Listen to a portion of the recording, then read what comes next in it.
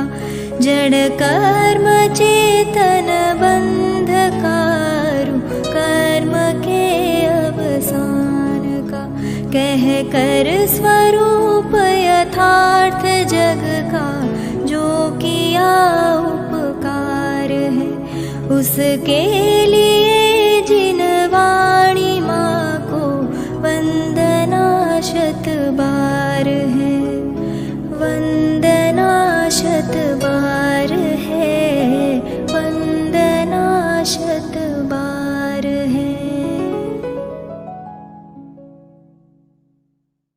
जय श्री ओम नमः सिद्धेभ्यः वंदितु सौवसिद्धे ध्रुवमचलमणोवमं गदिं पत्ते वोच्छामि समय पाउड निनमो सुद केवली भणिदम् नमः समय साराय स्वानुभूत्या चकासते चित्स्वभावाय भावाय सर्वभावान्तरच्छेदे अनन्तधर्मणस्तत्त्वं पश्यन्ति प्रत्यगात्मनः अनेकान्तमयी मूर्तिर्नित्यमेव प्रकाशता। आचार्य कुंद देव विरचित समय सार परमागम आचार्य अमृतचंद्र देव विरचित इसकी आत्मख्याति टीका। सर्वविशुद्ध ज्ञानाधिकार, ज्ञान स्वभाव से अकर्ता है और अभोक्ता है। जब ज्ञान, चूंकि जानने में करना नहीं होता है, भोगना नहीं होता है,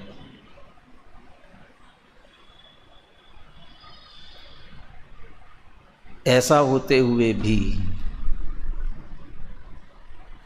इस बात को जो नहीं जानते या अपने स्वयं को ज्ञान स्वभावी नहीं जानते, वे पर के करने या भोगने के परिणाम से सहित होते हैं। जिन्हें स्वपर का भेद विज्ञान नहीं होता, स्वयं ज्ञान स्वभावी होने पर भी अपने को कर्म, कर्म जनित अवस्था, कर्म जनित भाव, उनके साथ एक में एक मान करके उनसे तन्मय होते हैं, जिसको यहाँ शास्त्रीय भाषा में या समय सार की भाषा में कहा प्रकृति स्वभाव में रत होते हैं। प्रकृति स्वभाव रत, और वह प्रकृति स्वभाव में रत होने के कारण से वे करने वाले भी बनते हैं और उस प्रकृति के फिर फल को भोगते भी हैं। ज्ञानी इससे विपरीत है। ज्ञानी अपने ज्ञान स्वभाव को जानता है और ज्ञान स्वभाव अकर्ता अभोक्ता है, इसलिए उसके सामने भी प्रकृति जनित परिस्थितियां आती है, लेकिन वह प्रकृति स्वभाव से विरत होता है, अपने आप को ज्ञान स्वभावी जानता है, मानता है, पहचानता है उस भेद विज्ञान के बल से, इसलिए वह कर्ता भोक्ता नहीं होता है। ये कर्ता और भोक्तापने की दोनों जो चर्चा चल रही थी, अब 198वें कलश में दोनों की बातें, कर्ता भोक्तापने की बातें लेते हुए उस ज्ञानी को किन शब्दों में कहने वाले हैं, ज्ञानी की महिमा आप कल्पना कर सकते हैं। यहाँ श्लोक पढ़ करके उस ज्ञानी के लिए किन शब्दों का प्रयोग आचार्य अमृतचंद्र देव करते हैं, ज्ञानी की महिमा उनके चित्त में कितनी है। फिर ये कलश आगामी गाथा की उत्थानिका रूप में भी है, तो आगे की गाथा में पुनः ज्ञानी अकर्ता अभोक्ता है, इसे एक बहुत ही सटीक उदाहरण के माध्यम से स्पष्ट करेंगे। आज अपने को 198 कलश और आगे की दोनों गाथाएं, इतना विषय अपने को पूरा करना है। पहले 198 नंबर का कलश, सबके पास है ना ग्रंथ, सभी एक साथ पाठ करते हैं, छंद भी बहुत अच्छा है, वसंत तिलका है। कौन से लय में बोला जाएगा? भक्तामृत स्तोत्र इसलिए प्रसिद्ध है, सभी बराबर दोहरा सकते हैं। बोलिए। ज्ञानी करोति न वेदयते च कर्म, जानाति केवलमयं किल तत्स्वभावम्, जानन् परं करणवेदनयोर्भावा, शुद्ध स्वभाव नियता सहि मुक्त एव। ज्ञानी करोति न वेदयते च कर्म। ज्ञानी न कर्म करोति न कर्म वेदयते। ज्ञानी न तो कर्म को करता है न कर्म के फल को भोगता है। तो करता क्या है फिर ज्ञानी? तो ज्ञानी है ना, इसलिए जानाति केवलमयम किल तत्स्वभावम। केवलम अयम तत्स्वभावम किल जानाति। मात्र 3 स्वभाव जानता है। 3 स्वभाव। कौन कौन से स्वभाव?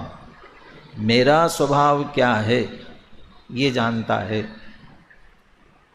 और जो कर्म प्रकृतियां बंध रही है, उदय में आ रही है, उनको करने वाला जो पुद्गल है उसके स्वभाव को जानता है, और उनका जो फल मिलता है, प्रकृति का स्वभाव है फल देना, इसलिए उसके फल को भी जानता है, सबको जानता है।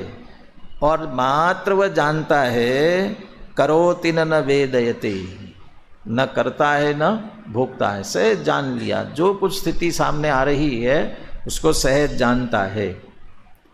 क्यों? जानन परम करण वेदनयोर अभावात। क्योंकि जानते हुए वह चूंकि करने का परिणाम, कर्तापना, करण, वेदन, इन दोनों का उस जानन स्वभाव में अभाव है। बनारसदास जी के छंद का उच्चारण पहले भी मैंने किया था। जाने सो करता नहीं होई, करता सो जाने नहीं कोई। यदि वह ज्ञाता है तो करता नहीं होता, और करता है तो ज्ञाता नहीं होता। जानने वाला होने वाले सहज सारे परिणामों को, होता स्वयं जगत परिणाम, मैं जग का करता क्या काम। सारे परिणाम हो रहे हैं ना। प्रत्येक द्रव्य में अपने आप में द्रव्यत्व शक्ति है, द्रव्यत्व शक्ति के कारण उसका सहज परिणमन हो रहा है। 47 शक्तियाँ यद्यपि इस ग्रंथ में अंत में आत्मा की शक्तियों के रूप में प्रस्तुत किया है, लेकिन उसमें से बहुत सी शक्तियाँ ऐसी है जो सब द्रव्यों में घटित होती हैं, और उन्हीं में से सबसे अंतिम शक्तियाँ जो षटकारक संबंधी है, वह शक्तियाँ जीव के साथ सब द्रव्यों में घटित होती हैं। तो सब द्रव्य कर्तृत्व आदि शक्ति से संपन्न है, तो उनमें स्वयं में शक्ति है, उन्हें करने की कहाँ आवश्यकता है। ये सारे स्वभाव ज्ञानी जानता है। ज्ञानी जानता है मैं चैतन्य स्वरूप आत्मा हूँ, मेरा कार्य सहज जानने का है, और उस जानने में करण वेदनयोर अभावात, चूँकि पहले ही मात्र जानता है, करता नहीं है, वेदता नहीं है, कर्म फल को भोगता नहीं है, सहज जानन स्वभाव है। और ऐसे जानन स्वभाव रूप होने से और करने भोगने के विकल्प से पार होने से शुद्ध स्वभाव नियतः, वो तो अपने उस शुद्ध स्वभाव में स्थित होता है। जब कुछ करना ही नहीं है, जब कुछ भोगना ही नहीं है, तो क्या करना है? सहज शांति से जानता रहता है। और ये जानन स्वभाव है, ऐसे जानते जानते जानते उस जानन स्वभाव में स्थित होता है। शुद्ध स्वभाव नियतः, उस शुद्ध स्वभाव में नियत का अर्थ उसमें स्थिर है, अपने शुद्ध स्वभाव में स्थिर है। और अंतिम कहते हैं स ही मुक्त एव, वो क्या है? मुक्त ही है। जो करने धरने के चक्कर में पड़े हैं वे बंधन में पड़े हैं। मुझे करना है, और करना किस लिए है? भोगना है। यदि भोगने का झंझट नहीं हो तो करने के झंझट में कौन पड़ेगा? तो भोगना है इसलिए करना है। भोगों को अमृत फल जाना, विषयों में निशिदिन मस्त रहा, उनके संग्रह में हे प्रभुवर में व्यस्त त्रस्त अभ्यस्त रहा। तो भोगों को अमृत फल जाना है, इसलिए उनका संग्रह कर रहा है और उनके संग्रह में दिन रात व्यस्त है, और उनको संग्रह करने के लिए करने के चक्कर में पड़ा हुआ है, निरंतर आकुल व्याकुल हो रहा है। तो करने भोगने का। और जिन्होंने ये समझ लिया मेरा आनंद मेरा सुख मेरे भीतर ही है, और वह सहज जानने से जुड़ा हुआ है, तो जानन स्वभाव में स्थित होते हैं। और करने भोगने के विकल्प से परे करण वेदन योर अभावात जानन परम, और शुद्ध स्वभाव नियता सही मुक्त एव, उनसे क्या लेना देना है? किसका बंधन है?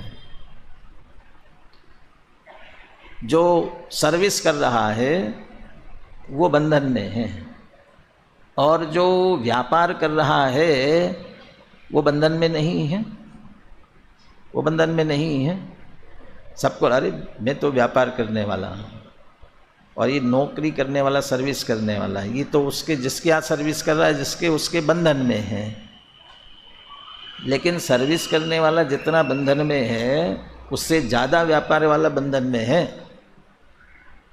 वो किसी के अधीन है इसलिए बंधन में है, लेकिन उसके बावजूद भी जब चाहे तब छुट्टी लेकर के चला जाता है निश्चिंत होकर के, और छुट्टी लेकर के चला जाता है तब सचमुच में छुट्टी लेता है। सचमुच छुट्टी लेता है का मतलब वो फिर उसे कोई मतलब नहीं होता है, छुट्टी पर में छुट्टी पर है, वो पीछे क्या हो रहा है कार्यालय में इसमें जो कुछ हो रहा है उससे उसको कुछ लेना देना नहीं है। लेकिन व्यापारी होगा तो अब सब कर्मचारी छुट्टी लेकर के भी चले जाएं, लेकिन उसे तो दुकान खोलना है, वो दुकान से बंधा हुआ है, वो बंद नहीं कर सकता। और एक दिन बंद करे तो इतना नुकसान हो जाएगा, इतना बंधा हुआ है कि कहीं बाहर जाना हो, शिविर में आना हो कि नहीं, और अब तो सीज़न का समय है नहीं जा सकता, अरे वो और अधिक बंधा है। और कदाचित फिर भी निकल जाए तो चला गया तो भी जहाँ गया है वहाँ से सारा ध्यान उसका अपनी दुकान पर रहता है। माने चूँकि वह करने धरने वाला है, उसके फल को भोगने वाला है, इसलिए वह उससे बंधा है। और जो इस सब से बंधा नहीं है वो मुक्त महसूस करता है। छोटे छोटे कामों से जो बंध जाते हैं, वो छोटा छोटा कार्य जब पूरा हो जाता है तब ये अपने आप को, जैसे आप ही परीक्षाओं से बंधे हुए हैं, और जब परीक्षा पूर्ण हो जाती है फिर कैसा लगता है, क्या हो गया जैसा लगता है। अभी तो फर्स्ट ईयर की दे दी तभी लगता है कि मोक्ष हो गया अभी, हाँ? और फाइनल की हो गई, अब तो 3 साल अब तो पूरे हो गए, क्योंकि उसके करने से बंधे हुए थे, और करने का भार उतर गया तो मुक्त होता है। लेकिन अभी एक भार अभी और माथे पर है, कौन सा? परीक्षा तो हो गई, रिजल्ट क्या आएगा, तो भी आप उसके फल से बंधे हुए हो, तो फल की चिंता, फल की आकुलता भी अंदर में लगी हुई है, उससे जुड़े हुए हो। लेकिन जिसको करना भी नहीं है और फल के भोगने की भी चिंता नहीं है, वो किससे बंधा हुआ है? स तो मुक्त एव, इसलिए स ही मुक्त एव, वो तो मुक्त है। ये किसकी बात चल रही है? ज्ञानी की। ज्ञानी माने कौन सा ज्ञानी? कौन से गुणस्थान वाला ज्ञानी? चौथे गुणस्थान में जिसने अपना स्वभाव जान लिया और उस ज्ञान स्वभाव से, ज्ञात्री भाव से कर्ता और भोक्तापने का परिणाम जिसका निकल गया है, ऐसा ज्ञानी कर्ता और भोक्ता की विकल्प से परे हो जाता है, करण वेदन और अभावान, और शुद्ध स्वभाव नियता, और स ही मुक्त एव, वो तो मुक्त ही है। तो मुक्त हो गया। अभी तो चौथे गुण स्थान में बैठा है, घर गृहस्थी में बैठा हुआ है, अभी तो मुनि दीक्षा भी नहीं ली है, तो कैसा मुक्त है? तो पहला मोक्ष हो गया उसका। कौन सा मोक्ष हो गया? दृष्टि मोक्ष हो गया। दृष्टि में मोक्ष आ गया है, मुक्ति दृष्टि में आ गई है, तो साक्षात सृष्टि में भी मुक्ति होने में देर लगने वाली नहीं है। दिशा बदल गई है, और दिशा उस तरफ की हो गई है, अब निश्चित रूप से मुक्ति दशा में भी मुक्ति आने वाली है। उस तरफ दिशा, चूंकि दिशा बदल गई मुक्ति की तरफ की, इसलिए एक एक कदम आगे बढ़ेगा तो मुक्ति निकट आती जाएगी, इसलिए वो अभी से मुक्त है। तो श्रद्धा की अपेक्षा से वो अभी मुक्त है, लेकिन उसके बाद भी चारित्र मोह संबंधी अभी जितना भूमिका अनुसार बाहर का तामझाम अभी उसके पास में है, उसके करने का भोगने का विकल्प उसे भी आता है। क्षायिक सम्यक दृष्टि चक्रवर्ती भी हो तो भी उसे भी अपनी भूमिका अनुसार विकल्प आते हैं करने के भोगने के। जब उस करने भोगने के विकल्प से भी परे होकर अब कुछ नहीं, वो चक्रवर्ती भी मुनि दीक्षा लेकर बिल्कुल निर्भर हो गए। अब निर्भर होने के बाद में वे जो करने का विकल्प भोगने का विकल्प चलता था, अब वो भी चला गया, अब मुक्त एव। तो अभी कहाँ मुक्त हो गए? अभी तो मुनि बने हैं, लेकिन अभी इतना जो व्याप था जिसके कारण से हर अंतर मुहूर्त में आत्मलीनता नहीं हो पा रही थी, उसमें जो बाधक बन रहा था, उस झंझट से तो मुक्त हो गए, परिग्रह से मुक्त हो गए, इसलिए दूसरे प्रकार का मोक्ष उनका हो गया। और अभी थोड़ा सा रागांश जितना शेष है, जिसके कारण अभी भी उपयोग बाहर जा रहा है, तो अब उपयोग पुनः स्वरूप में स्थिर हो जाए, इसके लिए समता समारे स्तुति उचारे वंदना जिन देव को, नित करे श्रुति रति करे प्रतिक्रमण तजे तण अहमेव को। क्या है ये? षट आवश्यक। वो मुनि दशा में ये आवश्यक कार्य कर्तव्य करना तो कर रहे हैं ना, तो करने का विकल्प आता है, क्योंकि ये न करे तो और दूर चले जाए, अशुभ में चले जाए, आत्मा से और दूर हो जाए। तो ये करते करते पुनः आत्मलीन, और फिर क्या चाहिए? अभी कुछ चाहिए ना? क्या चाहिए? हमें तो पूर्ण दशा ही चाहिए, साथ ही अनंत का आनंद लहिए। वो अभी तो थोड़ी बहुत फल की अपेक्षा भी है, पर के फल की नहीं, पर के करने की नहीं, स्वयं के स्वसन्मुखता पूर्वक अतीन्द्रिय आनंद की पूर्णता की। इतना जो रागांश अभी शेष है, अब इसका विकल्प भी टूटकर पूर्ण लीन हो गए और पूर्ण वीतराग हो गए, मोह पूरा क्षीण मोह हो गया, तो पूरी तरह से मोह मुक्त हो गए, वीतरागी हो गए। अब तो कुछ करना धरना है ही नहीं, पर का भोगना नहीं है, और प्रति समय होने वाले अनंत सुख का फिर सहज उपभोग हो रहा है, बिना किए, बिना भोगने के विकल्प के सहज हो रहा है। लेकिन वो जो पूर्व संस्कार से पूर्व में जो अघाती कर्म बंधे हुए थे ना, उन अघाती कर्मों से अभी देह, 4 अघाती कर्म इनका अभी बंध है। और जैसे समय पूरा होता है, आयु कर्म पूरा हो जाता है, अघाती कर्मों का पूरा नाश हो जाता है, अंतिम मोक्ष हो जाता है। कौन सा? देह से भी मुक्ति हो जाती है। साक्षात तो सही मुक्त एव, वे साक्षात मुक्त है, लेकिन श्रद्धान की अपेक्षा सिद्ध और चौथे गुणस्थानवर्ती, श्रद्धान में रंच मात्र अंतर नहीं है श्रद्धा की अपेक्षा, और इसलिए चौथे गुणस्थानवर्ती को ये कह रहे स तो मुक्त एव, वह तो मुक्त ही है।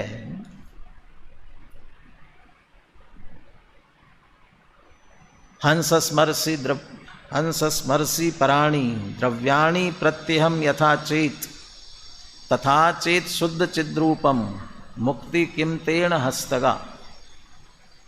हंस की तरह कह रहे हैं, हंस हे हंस रूपी आत्मा के लिए, हंस स्मरसि पराणि द्रव्याणि प्रत्यहम यथा चेत, जैसा तुम परद्रव्यों के प्रति अहम पने से संचेतन कर रहे हो, उनके करने भोगने के विकल्प में अटके हुए हो, तथा चेत शुद्ध चिद्रूपम, यदि उसी तरह शुद्ध चिद्रूप अपने स्वरूप का चिंतन मनन करोगे तो मुक्ति किम तेण हस्तगा, तो मुक्ति हाथ में आ गई तत्काल।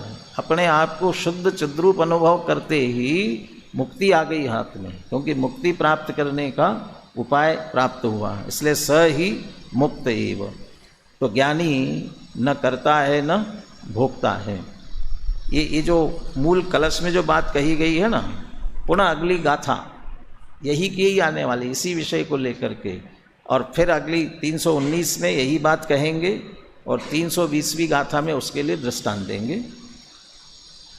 श्लोकार्थ नीचे पढ़ते हैं, पुनः एक बार श्लोक पद्यानुवाद के साथ दोहराएंगे। ज्ञानी जीव कर्म को न तो करता ही है और न भोगता ही है। इस प्रकार करने और भोगने के अभाव के कारण, मात्र जानने के कारण शुद्ध स्वभाव में निश्चल रहता हुआ वह ज्ञानी वस्तुतः मुक्त ही है। बोलिए कलशार पद्यानुवाद। ज्ञानी करोति न वेदयते च कर्म, जानाति केवलमयं किल तत्स्वभावम्, जानन् परं करणवेदनयोर्भावा, शुद्ध स्वभाव नियता स हि मुक्त एव। निश्चल शुद्ध स्वभाव ज्ञानी करे न भोगवे, जाने कर्म स्वभाव इस कारण वह मुक्त है। अब इसी की चर्चा गाथा में करने जा रहे हैं 319 और 320 नंबर की गाथाएं। न विकुवैर्न विवेयैः नानी कम्मायि बहुपयारायिं, जानैः पुण्यकम्म फलं बन्धं पुण्यं च पावं च, दिट्ठी जहेवणाणम् अकारयं तः अवेदयं चैव, जानय्य बन्धमोक्षं कम्मुदयं निज्जरं चैव। अभी चर्चा की अपन ने, इसलिए इसमें विस्तार में जाने की आवश्यकता नहीं है। नवि कुवई नवि वेयई नाणी, ज्ञानी न तो करता है और न वेदता है। किसे? कम्मायिम बहुपयारायिम, बहुत प्रकार के कर्मों को। और बहुत प्रकार के कर्म माने पहले घाती कर्म, अघाती कर्म। घाती में भी ज्ञानावरणादिक, अघाती में भी साता असाता वेदनी आदि, और उनके भी बहुत प्रकार के हैं। अरे नाम कर्म के ही कितने कर्मों को बहुत प्रकार के अपन भोग रहे हैं, ऊपर से नीचे तक नाम प्रकार की कितनी प्रकृतियां होती हैं? 93 होती है। उसमें गति, जाति, अंगोपांग, बंधन, संस्थान, संगठन सब है कि नहीं? यहाँ कितने प्रकार, और वो सबका बराबर अज्ञानी भोग रहा है। लेकिन ज्ञानी ये जो बहुत प्रकार, अनेक प्रकार के कर्म उसे न कर रहा है न भोग रहा है, वो बहुत प्रकार में से दो सीधा पकड़ते हैं। जानई पुण्य कम्म फलम बंधम पुण्यम पावम च। तो ज्ञानी करता क्या है? कर्म फल बंधम पुण्यम पावम च जानई, जानता है। कर्म को जानता है, कर्म के फल को जानता है, बंध को जानता है। कर्म, बंध और फल दोनों को पुण्यम पावम च, पुण्य और पाप दोनों एक साथ जोड़े हैं, माने बंध में भी और फल में भी, और दोनों को जान रहा है। इसकी चर्चा थोड़ी सी टीका में और करेंगे अपन उसके संदर्भ में। कम फलम बंधम पुण्यम पावम च, बंध और पुण्य पाप फल, ये दोनों तरफ इसे जोड़ा हुआ है, इसकी चर्चा वहाँ करेंगे। यहाँ अपन इतना जाने कि ज्ञानी अनेक प्रकार के कर्म को और कर्म के फलों को न करता है न भोगता है, जान नहीं, मात्र जानता है। कैसे? उदाहरण इसके लिए, दिट्ठी जहे वनाणम अकारयम तह अवेदयम चैव। जैसे दृष्टि माने आँख, अकारयम अवेदयम, अकारक और अवेदक है। आप जो कुछ भी कर रहे हो, मेरी आंखें देख रही हैं, तो वो जो आप कर रहे हो उसको यहाँ भोग सकती है क्या? आंखें देख रही है, देखती है, और वहाँ कुछ करना चाहे तो कर सकती है। अचानक कहीं आग लगी तो आँख क्या करेगी? आँख को देख लेगी। देखने के बाद में वो जो आग की गर्मी है, वो गर्मी महसूस होगी क्या? उसे गर्म हो जाएगी क्या? आँख गर्म नहीं होगी। और इच्छा हो रही है कि बुझा दे, तो आँख जाकर के बुझाने का काम करेगी? कुछ नहीं करती है। तो दिट्ठी जैसे दृष्टि है, अकार्यम अवेदयम, जैसे अकारक है अवेदक है। नाणम तहेव, जहेव का ना, जैसे दृष्टि आँख, तह चेव माने उसी तरह नानम, ज्ञान भी जो है, ज्ञान है आँख की तरह है। तो आँख मात्र देखती है, जानती है, कर नहीं सकती है, न भोग सकती है। बहुत बढ़िया खाना बना करके रखा हुआ है, आँख ने न खाना बनाया, न आँख देख करके उस खाने का स्वाद ले सकती है, भोग भी नहीं सकती, तो न कर सकती न भोग। ऐसा ज्ञान भी न तो कर सकता है न भोग सकता है, बिल्कुल आँख की तरह। टीका में और विस्तार से इसकी चर्चा करेंगे, इस दृष्टांत को। उदाहरण दृष्टांत आँख का, और आँख के दृष्टांत को भी किसी पर घटित करते हुए किस तरह नहीं कर सकता, किस तरह नहीं भोग सकता है, उसके लिए अमृतचंद्र आचार्य फिर दृष्टांत देंगे। तो अभी तो आँख जैसे अकारक और अवेदक होती है, वैसा ही ज्ञान भी अकारक और अवेदक है। ऐसे ज्ञान स्वभाव को ज्ञानी जानते हैं, ऐसे ज्ञान स्वभाव को ज्ञानी जानते हैं। अकेला ज्ञान स्वभाव को नहीं जानते कि ये ऐसा ज्ञान स्वभाव है, बल्कि ऐसा ज्ञान स्वभावी मैं हूँ ऐसा जानते हैं। तो जब मैं ज्ञान स्वभावी हूँ, तो जो ज्ञान का कार्य है वही तो मेरे से होगा। तो आँख की तरह ज्ञान जब अकारक अवेदक है, ज्ञान अकारक अवेदक है, तो ऐसे ज्ञान स्वभाव को जानने वाला, अपने को ज्ञान स्वभावी मानने वाला ज्ञानी क्या करेगा? जानईय, बस जानता है। अभी तक तो चर्चा चल रही थी कर्म प्रकृति के फलों की, अभी अभी ऊपर बात की बंधम पुण्यम पावम च, बंध पुण्य पाप। लेकिन अब और अकर्तापने की तरफ ले जाते हैं। जानईय, सिर्फ जानता है, किसे? बंध मोक्षम कम्मुदयम निज्जरम चैव, वह बंध को और मोक्ष को, कम्मुदयम कर्म के उदय को, निज्जरम चैव और निर्जरा को भी मात्र जानता है। जानता है, करता नहीं है, करता नहीं है, ठीक है। अब दूसरा शब्द लेते हैं, भोक्ता भी नहीं है। भोगता भी नहीं है, वो कैसे लगेगा? क्यों नहीं लगेगा? क्योंकि बंध के साथ, कर्म के उदय के साथ और भी क्या जुड़ा हुआ है? मोक्षम निर्जरम, मोक्ष भी और निर्जरा भी है। तो मोक्ष को भी नहीं करता और निर्जरा को भी नहीं करता, तो सहज करता है, जानन स्वभाव वाला है, ठीक है।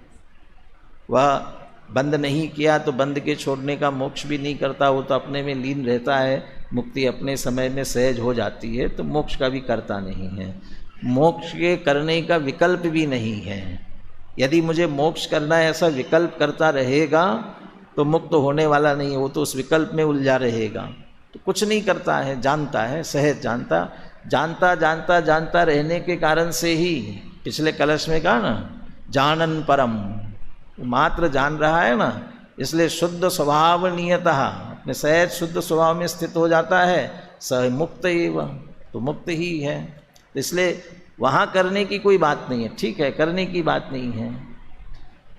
लेकिन वो जो अपने स्वरूप में लीन होने से निर्जरा हुई, मोक्ष हुआ, उसका फल मिलेगा ना। क्या फल मिलेगा? निर्जरा से और मोक्ष से, निर्जरा से शुद्धि की वृद्धि हुई है और मोक्ष में शुद्धि की पूर्णता हुई है। जैसे जैसे शुद्धि की वृद्धि हुई है वैसे वैसे अतीन्द्रिय निराकुल सुख की भी वृद्धि होती गई है। और जहाँ शुद्धि की पूर्णता हुई है वहाँ पूर्ण निराकुल सुख हुआ है। और निराकुल सुख, अनंत सुख तो पहले ही हो गया था, अव्याबाद और हो गया है, बिल्कुल अव्याबाद, निराकुल अनंत सुख। ये जब मोक्ष में हुआ, अब इसका भोक्ता भी नहीं है। तो इसका भोक्ता नहीं है तो फिर क्या फायदा है? फिर करने का मतलब क्या हुआ? तो थोड़ा सा इसको इस तरीके से लीजिए। अब भोक्तापने की बात मुख्यता से ली नहीं है, टीका में भी जानाति एव तो कहा, और जब नहीं करना और नहीं भोगने की बात आई, कर्म कर्म फल, कर्म का बंधन और कर्म के फल की ही बात ली। और इधर जब सबकी बात ली, इन सबको जानता है, जो कुछ हो रहा है उस सबको जानता है, कुछ भी करने का विकल्प नहीं, करना पड़ता ही नहीं है, करना है ही नहीं, उसमें कुछ भी नहीं करना है, होना है, सहज होना है, यथा समय अपने आप सब होता जाएगा। यदि करने और भोगने के साथ में भी जोड़ना हो ना, तो फिर भोगने के साथ जोड़ना हो तो यहाँ इन सब को, बंध मोक्षम कमुदयम निज्जरम को सिर्फ द्रव्य पर घटित करो। द्रव्य बंध जो हो रहा है, द्रव्य कर्मों का बंधन हो रहा है ना, और द्रव्य कर्मों का पूरा अभाव होगा, मोक्ष होगा। ऐसे ही कर्म का उदय, द्रव्य कर्म का उदय, और द्रव्य कर्म का उदय कह करके एक तरह से यहाँ आश्रव बंध ले लिया, आश्रव बंध का भाव। तो वो जो कर्मों में हो रहा है, द्रव्य आश्रव, द्रव्य बंध हो रहा है, और द्रव्य संवर होगा, द्रव्य निर्जरा होगी। तो कर्मों का संवर होगा ना, कर्मों की निर्जरा होगी ना, तो ये सारी प्रक्रिया जड़ कर्म में हो रही है ना। तो जड़ कर्म में हो रही है, उसको आत्मा कहाँ करता है? उसका आत्मा करने वाला नहीं है। ये तो अज्ञानी मानता है कि मैं कर्म बांधता हूँ, मैंने कर्म बांधे और मैं कर्मों का अभाव करूँगा, ये मानता है। ज्ञानी तो वो होने वाली प्रक्रिया सहज उसमें होती है, इसको जानता है, इसलिए वो इनका करता नहीं है। और इनका करता नहीं है तो जो जड़ कर्म का हो रहा है उसको थोड़ी भोगता है, उसका भोगता भी नहीं है। उसके अभाव में जो सहज अतीन्द्रिय सुख हो रहा है, वो जैसे जानन स्वभाव है ऐसे सुख स्वभाव है, इसलिए उस सुख स्वभाव को भी सहज भोगता है। मैं इसको भोगूं ऐसा विकल्प करने की जरूरत नहीं होती है। और भोगूं ऐसा विकल्प किया, भोगने की इच्छा की, फिर आकुलता खड़ी हो जाएगी, फिर वो सुख नहीं, निराकुल सुख नहीं रहेगा। ये सहज उसको भी जानते हैं एक तरह से। इसलिए यदि दोनों तरफ से लगाना चाहे, सहजता की अपेक्षा इन सबको जानने वाले हैं। जब वह निर्जरा और मोक्ष ही नहीं करता तो आश्रव बंध और इन फलों को करने वाला कहाँ है? और सबके लिए उदाहरण वही, आँख जैसे ही सब सिर्फ देखती जानती हैं। आँखों का कार्य सिर्फ देखने जानने का है। ऐसे ज्ञान का और ज्ञान स्वभावी आत्मा का कार्य सहज जानने देखने का है। इसलिए आत्मा ज्ञानी भी बंध, मोक्ष, कर्म का उदय, निर्जरा, सब कुछ इन सबको सहज मात्र जानने वाला। यानी कहाँ तक अकर्तापना लेकर के गए, बंद नहीं करता, आश्रव नहीं करता, अच्छा कोई बात नहीं, संवर निर्जरा तो करना पड़ेगी, और संवर निर्जरा के बाद मोक्ष तो प्राप्त करना पड़ेगा। कुछ नहीं करना है तो क्या करना है, करने का स्वभाव ही नहीं है ना, तो क्या करना है कि जानना है। तो जानना तो है, लेकिन संवर निर्जरा पूर्वक मोक्ष नहीं करना तो नहीं होगा ना। तो होगा तो फिर हमको क्या करना है, फिर करने पर आए। कह रहे जानन स्वभाव है ना, तो सबको जानता है। अभी आश्रव बंद हो रहा है, उसको भी तुम नहीं करते हो। ज्ञानी बराबर जान रहा है, आश्रव बंद हो रहा है, इसको करने वाला नहीं, इनको भी सबको जानने वाला हूँ। ऐसे इसका अभाव संवर निर्जरा होगी, उसको भी सहज जानने वाला है। इसलिए जानन, जानई, मात्र जानता है। गाथार्थ पढ़ते हैं, फिर एक बार गाथार्थ पद्य अनुवाद दोहराएंगे। अनेक प्रकार के कर्मों को न तो ज्ञानी करता ही है और न भोगता ही है, किंतु पुण्य पाप रूप कर्म बंध को और कर्म फल को मात्र जानता ही है। जिस प्रकार दृष्टि दृश्य पदार्थों को देखती ही है, उन्हें करती भोगती नहीं है दृश्य पदार्थों को, उसी प्रकार ज्ञान भी अकारक और अवेदक है। बंध, मोक्ष, कर्मोदय, निर्जरा को मात्र जानता ही है। बोलिए गाथा और पद्यानुवाद बोलिए। ण विकुब्बैण विवेयई णाणि कम्माई बहुपयारायम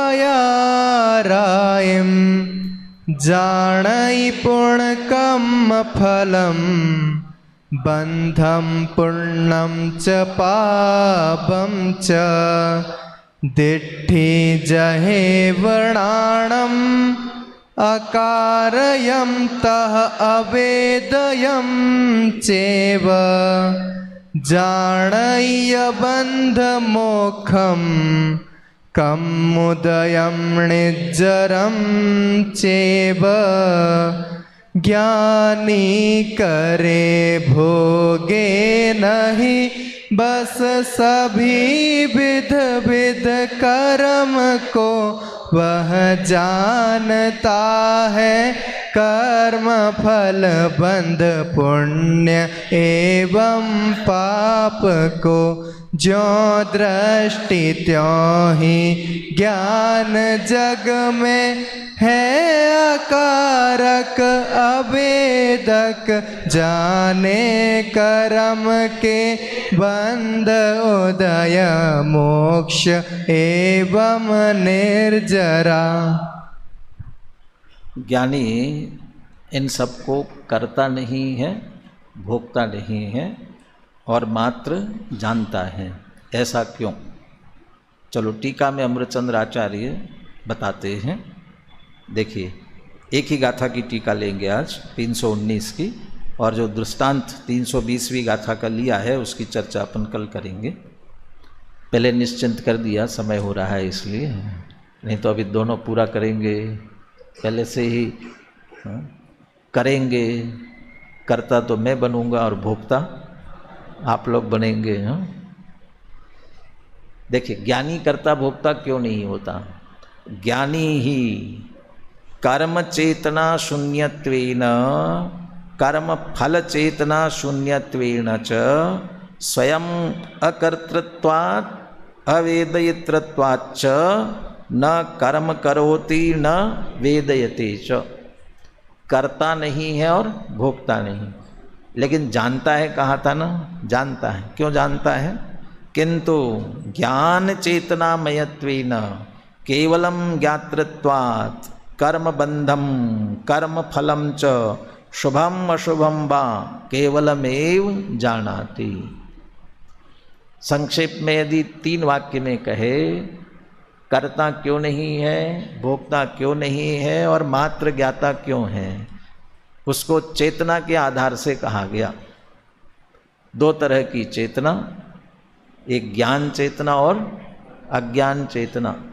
अज्ञान चेतना दो प्रकार की, कर्म चेतना और कर्म फल चेतना।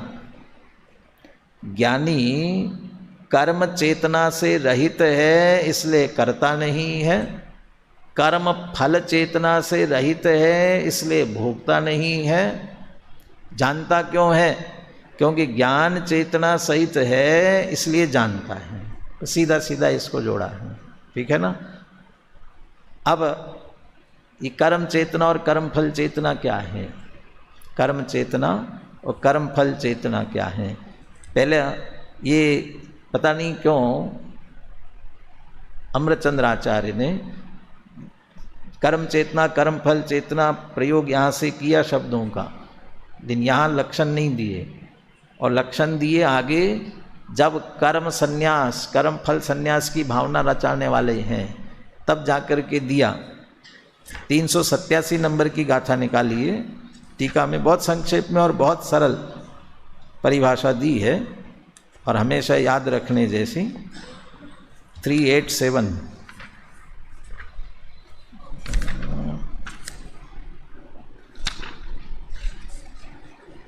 क्या है पेज नंबर? मिला किसी को? हाँ जी, 496 मेरे पास है, उसमें 497 पेज पर इसकी टीका है। पहले अज्ञान चेतना का लक्षण दिया और अज्ञान चेतना के दो भेद किए। देखिए बहुत सरल भाषा में, आप तो संस्कृत के विद्यार्थी हो, आसानी से समझ जाओगे। ज्ञानादन्यत्र अहमिति चेतनम अज्ञान चेतना। क्या अज्ञान चेतना है?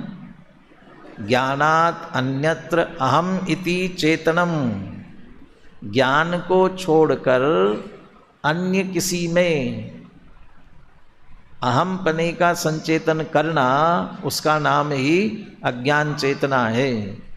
चेतन को है उपयोग रूप, बिन मूरत चिण मूरत अनूप। पंडित ज्ञानचंद जी इसको समझाते समय ऐसा कहते थे, चेतन को है उपयोग रूप कहा है ना, चेतन को नहीं देह रूप। अब और बाहर चले जाओ, स्त्री रूप, कुटुंब रूप, धन रूप, घर रूप, मकान रूप, उन सबको लगा देते थे।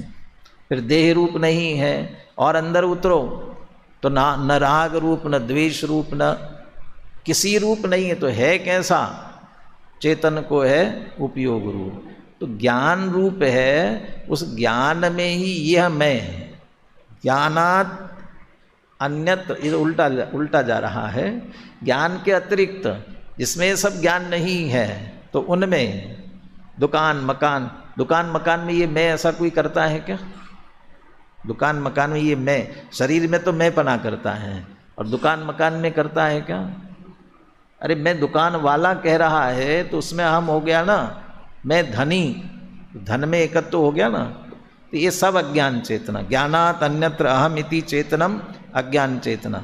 सा द्विधा, वो दो प्रकार की। कौन कौन सी? कर्म चेतना, कर्म फल चेतना। ठीक है, अब देखिए कर्म चेतना क्या और कर्म फल चेतना क्या। तत्र ज्ञानात अन्यत्र इदम अहम करोमि। ज्ञान के अलावा और किसी में भी ये मैं करता हूँ। मैं खाता हूँ, मैं चलता हूँ, मैं फिरता हूँ। अब फिर यहाँ आओ तो मैं इस शरीर की रखवाली करता हूँ, शरीर को बहुत स्वस्थ रखता हूँ, और अंदर चलो तो मैं राग करता हूँ, द्वेष करता हूँ। ज्ञान के अलावा और जहाँ भी नहीं, मैं देखता हूँ, दर्शन उपयोग का कार्य है ना, वो देखता हूँ, मैं रमनता करता हूँ। ये तो है ना, ये सब ज्ञान से जुड़े हुए हैं, ज्ञान के अविनाभावी है। ज्ञान मात्र इस शब्द में है अनंत गुण व्याप्त। तो आत्मा के जो स्वकीय गुण है उनके संदर्भ में सहज जो अपना परिणमन हो रहा है उनकी बात नहीं है। उसके अतिरिक्त अन्यत्र, ज्ञानाद अन्यत्र इदम अहम करोमि, और यहाँ तो जानन स्वभाव में सब आ गया। उसके अलावा अन्य सारे जो है इनमें मैं करता हूँ, ऐसी जो चेतना, ऐसी जो संचेतना, उसका नाम कर्म चेतना। और ऐसे ही ज्ञानाद अन्यत्र इदम वेदये अहम, इति चेतनम कर्मफल चेतना। और सहज जानने को छोड़ करके बाकी अन्य का मैं वेदन, मैं संचेतन करता हूँ किसी अन्य का, वह सब क्या है? कर्म फल चेतना। वो सब कर्म का फल है। चलिए यहाँ इतनी ही चर्चा लेनी थी इसके संदर्भ में। तो ये जो कर्म चेतना और कर्म फल चेतना है ना, ज्ञानी इससे रहित है। कर्म चेतना शून्य और कर्म फल चेतना शून्यत्वेन च स्वयं अकर्तृत्वात् अवेदितृत्वात्। कर्म चेतना रही नहीं, इसलिए अकर्तापना, स्वयं अकर्ता, और कर्म फल की चेतना नहीं रही, इसलिए अवेदता माने अभोक्ता, अभोक्तापना। इसलिए न कर्म करोति न वेदयति च, न कर्म करता है न भोगता है। किंतु वह ज्ञान चेतना तो नहीं है, लेकिन ज्ञान चेतना मयत्वेन। अभी वहाँ ज्ञान चेतना का लक्षण नहीं दिया था, अज्ञान चेतना का लक्षण दिया था। अज्ञान चेतना का लक्षण क्या दिया? अभी पढ़ा ना, ज्ञानात् अन्यत्र इदम अहम इति संचेतनम अज्ञान चेतना। इसी आधार से ज्ञान चेतना का लक्षण बना। ज्ञाने एव अहम इति संचेतनम, ज्ञान चेतना। वो उससे पहले वाली टीका, उसके टीका के अंत में चारित्र पे घटित किया, बाद में देखना चारित्र पर घटित किया है। ज्ञाने एव इदम अहम, ज्ञान में ही ये मैं हूँ, ऐसा संचेतन करना, उसका नाम ज्ञान चेतना है। और ऐसा वो ज्ञान ही मात्र में हूँ, ज्ञान स्वरूप ही हूँ, ऐसे चेतना में होने से केवल ज्ञातृत्वात्, वो अकर्तृत्वात् अभोक्तृत्वात्, इधर ज्ञातृत्वात्। इसलिए कर्म बंधम कर्म फलम च शुभम अशुभम वा केवलमेव जानाति। ये शुभम अशुभम शब्द जो है ना, वो दोनों के साथ लगाया है। किसके साथ? कर्म बंधम, शुभम अशुभम कर्म बंधम और शुभम अशुभम कर्म फलम। पुण्य पाप 3 जगह आते हैं। 3 जगह माने हमें पुण्य का बंध हुआ, किससे? पुण्य भावों से। पुण्य भाव हुए जिसको शुभ भाव कहते हैं, और शुभ भाव से शुभ पुण्यस्य, तो शुभ भाव इसको पुण्य भी कहते हैं। तो पुण्य भाव, पुण्य बंध, और इसका उदय आने पर जो फल मिलता है उसे भी क्या कहते हैं? पुण्य कहते हैं। तीनों जगह पुण्य शब्द का प्रयोग करते हैं। ये तीनों को जानने वाला है। जब वे भाव हो रहे ना, शुभाशुभ भाव, वे शुभाशुभ भाव भी करने वाला मैं नहीं हूँ। शुभाशुभ भाव का कर्तापना भी ज्ञानी कहता है मुझ में नहीं है, मैं शुभाशुभ भाव नहीं कर सकता हूँ, कोई मेरा स्वभाव नहीं है। ये तो कर्म का ही उदय का परिणाम है। तो शुभम अशुभम कर्म भाव को, और बंधम उससे होने वाले बंध को, और उससे आने वाला फल जो है, अनुकूल प्रतिकूल जो भी आ रहा है, वो सारे अनुकूल प्रतिकूल फल में वो जानता है। पुण्य पाप फल माही हरक विल को मत भाई, यह पुद्गल पर जाए उपजी विन से थिर नाहि। ये जानता है ज्ञानी, और इसको अच्छी तरह से विश्वास है। इसलिए वो शुभ अशुभ और उसके फल, इन सब को केवलमेव जानता है। और यहाँ तो हेतु दे रहे हैं, उसका सारा ध्यान ज्ञान चेतना में ही है। ज्ञान चेतना में पने के कारण से वह सहज ज्ञाता ही है, और ज्ञाता होने से इन सबको सहज ही जानता है। और ऐसे जानने में जो अतीन्द्रिय आनंद है, निराकुल सुख है, उस सुख का निरंतर वह ज्ञानी वेदन कर रहे हैं। हमें भी यदि ऐसा ही वेदन करना है तो हमें भी इसी का संवेदन, इसी का संचेतन करना चाहिए।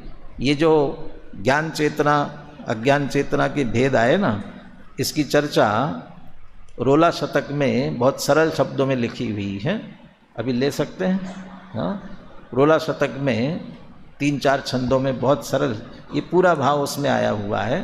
इसलिए इसका पाठ करते हुए आज की चर्चा पूरी करते हैं। मेरे पास नहीं छोड़ा क्या? हाँ बोलिए बोलिए। अरे चेतना 2 प्रकार की होती जग में, अज्ञान चेतना ज्ञान चेतना के भेदों से अज्ञान चेतना भी होती है दो प्रकार की, कर्म चेतना और कर्म फल के भेदों से। पर के करने धरने में ही अरे चेतना कर्म चेतना कहलाती है, कर्म चेतना कहलाती है कर्तापन से, और कर्म के फल में ही रत रहना भाई। अरे कर्म फल कहलाती है भोक्तापन से, पर का करता भोक्तापन अज्ञान चेतना। ज्ञाता दृष्टा रहना ही है ज्ञान चेतना। ज्ञान चेतना मुक्ति है, मुक्ति का मग है। भव कारण अज्ञान चेतना कही गई है। अपने आत्म में अपनापन ज्ञान चेतना, आत्म में ही जमना रमना ज्ञान चेतना। अरे आत्मा का अनुभव है ज्ञान चेतना, सम्यक दर्शन ज्ञान चरण है ज्ञान चेतना। ऐसा अज्ञान चेतना का अभाव करके हम ज्ञान चेतना प्रकट करें इसी मंगल भावना के साथ।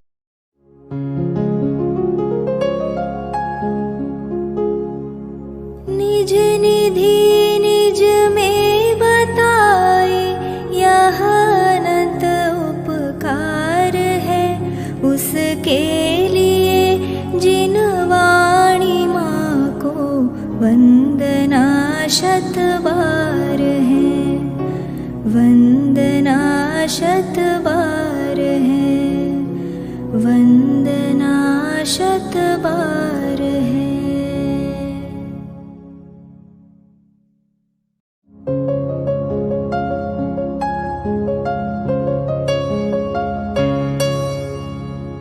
जिन वाणी भारती तो ही जपो दिन रैन, जो तेरी शरणा गहे सो पावे सुख चैन। जा वाणी के ज्ञान दे सूझे लोकालोक, सो वाणी मस्तक नवो सदा देत हो ढोक, सदा दे